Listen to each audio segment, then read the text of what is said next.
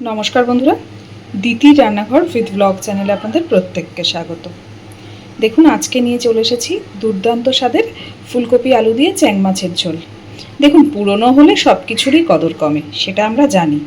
আর তাই জন্যেই এই নতুন ফুলকপি দিয়ে মাছের ঝোলের স্বাদ কিন্তু একদম আলাদা, যেটা আর কিছুদিন বাদে ফুলকপিতে সেই স্বাদটা পাওয়া যাবে না। তো চলুন ঝটপট দেখে নিই কীভাবে করলাম আজকের এই মাছের ঝোল। তো দেখুন বন্ধুরা, মাছের ঝোল করার জন্যে কড়াইতে তেল দিয়ে দিয়েছি, আর প্রথমেই মাছগুলোকে সুন্দরভাবে ভেজে নেব। আজকে আমি এটা করছি চ্যাং মাছ দিয়ে। আপনারা যে কোনো মাছ দিয়েই তো এই রান্না, ফুলকপি দিয়ে মাছের ঝোলের এর তো স্বাদ সম্পর্কেও বলার কিছু নেই। তেল সুন্দর গরম হয়ে গেছে।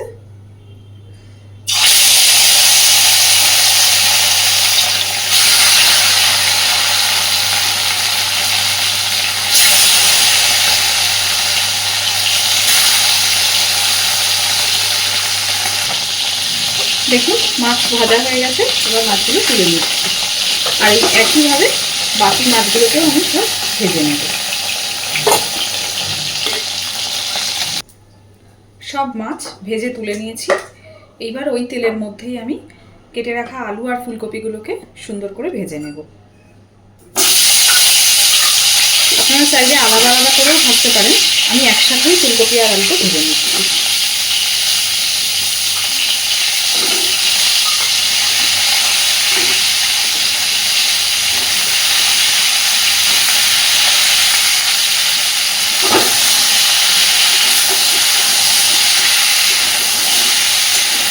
এই ভাজার সময়তেই আমি এর মধ্যে দিয়ে দেবো একটু লবণ আর হলুদ।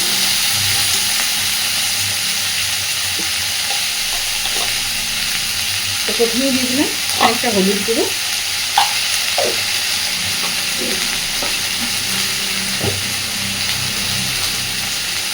আর দিচ্ছি লবণ।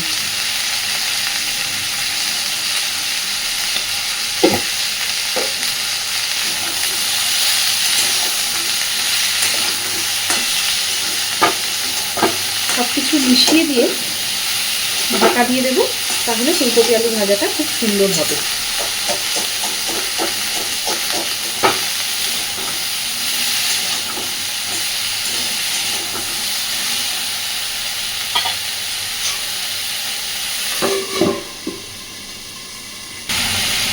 দেখুন, আলু আর ফুলকপি মোটামুটি 50% আমি ভেজে নিয়েছি। এবার এগুলোকে সব তুলে নেব।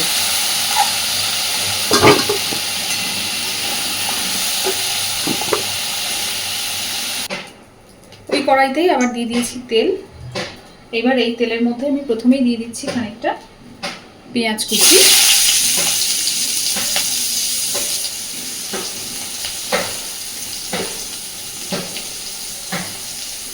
দিচ্ছি কয়েকটা কাঁচা লঙ্কা, মাঝখান থেকে হাফ করে দিয়েছি,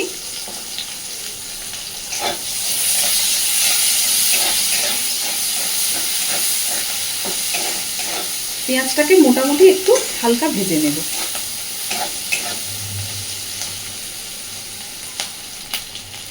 পেঁয়াজটা বেশ খানিকটা নরম হয়ে এসেছে, একটু ভেজে নিয়েছি। এইবার একে একে এর মধ্যে দিয়ে দিচ্ছি সমস্ত মশলা। তো গ্যাসের ফ্লেমটাকে এই পর্যায়ে আমি একদম কমিয়ে দিলাম। প্রথমেই দিচ্ছি একটু আদা বাটা,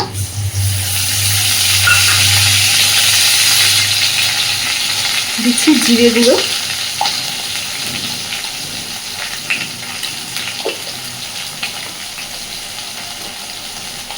লঙ্কা গুঁড়ো,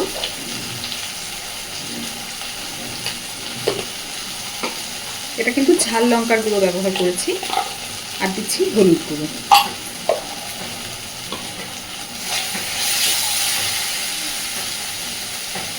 মশলার বাটিটা ধুয়ে দিয়ে দিচ্ছি সামান্য একটু জল।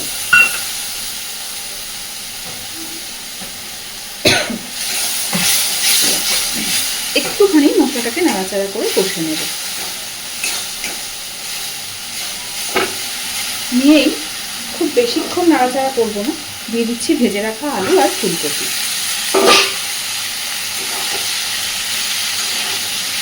ফুলকপি আলু দিয়ে মশলার সাথে সুন্দর করে আলু আর ফুলকপিটাকে একটু কষে নেব।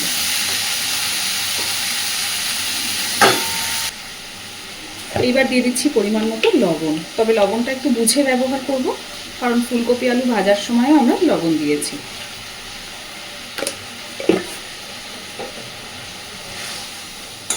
খুব ভালোভাবে ফুলকপি আর আলুটাকে মশলার সাথে মিনিট 5 সময় ধরে একটু কষে নেব। গ্যাসের ফ্লেমটাকে একদম মিডিয়াম টু লোতে রেখে মশলাটাকে কষবো। দেখুন মশলার সাথে আলু আর ফুলকপি সুন্দরভাবে কষে নিয়েছি।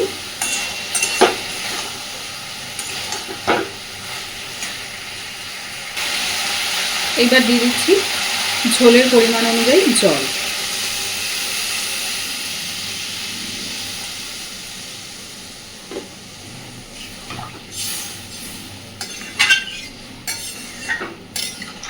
ঢাকা দিয়ে 2-3 মিনিট খুব ভালোভাবে আগে ফুটিয়ে নেব, তাতে করে আলু ফুলকপি সব কিছু সুন্দরভাবে সিদ্ধ হয়ে যাবে।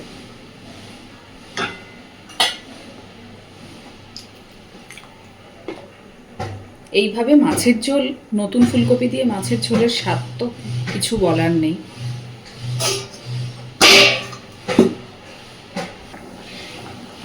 ঝোল তো সুন্দর ফুটতে শুরু করেছে। এইবার সমস্ত ভেজে রাখা মাছগুলো ঝোলের মধ্যে দিয়ে দেব।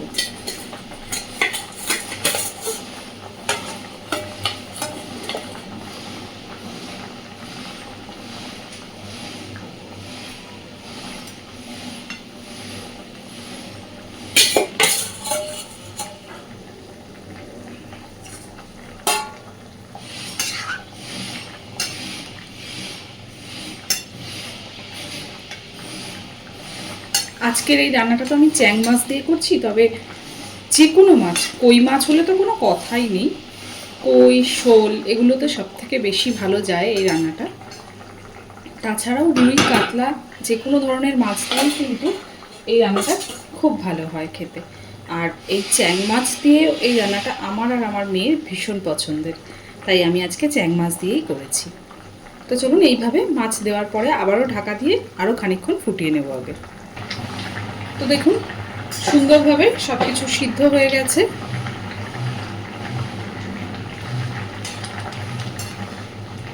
ঝোলটাও বেশ অনেকটা শুকিয়ে এসেছে। ঝোল আপনারা কেমন রাখবেন সেটা আপনাদের ব্যক্তিগত ব্যাপার, যে যতটা ঝোল রাখতে পছন্দ করেন সে সেইভাবে করবেন। এইবার এই পর্যায়ে আমি ওপর থেকে দিয়ে দিচ্ছি খানিকটা ধনেপাতা কুচি।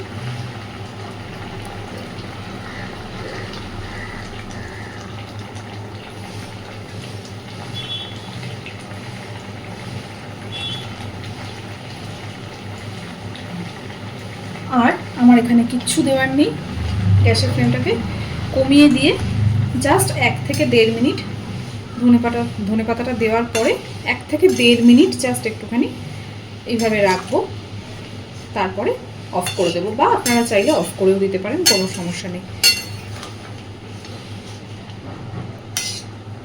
তো আজকের আমার ফুলকপি আলু দিয়ে মাছের ঝোলের রেসিপি, চ্যাং মাছের ঝোলের রেসিপিটা, চ্যাং ল্যাঠা যে যেটাই বলুন, আপনাদের কেমন লাগলো অবশ্যই আমাকে জানাবেন। আর এইভাবে বাড়িতে বানিয়ে দেখবেন, যদি ভালো লেগে থাকে সেটাও আমাকে জানাতে ভুলবেন না। আর প্লিজ আমার চ্যানেলটাকে লাইক, শেয়ার এবং সাবস্ক্রাইব করে আমার পাশে থাকবেন। এতক্ষণ আমার সাথে থাকার জন্য আপনাদের সকলকে অসংখ্য ধন্যবাদ।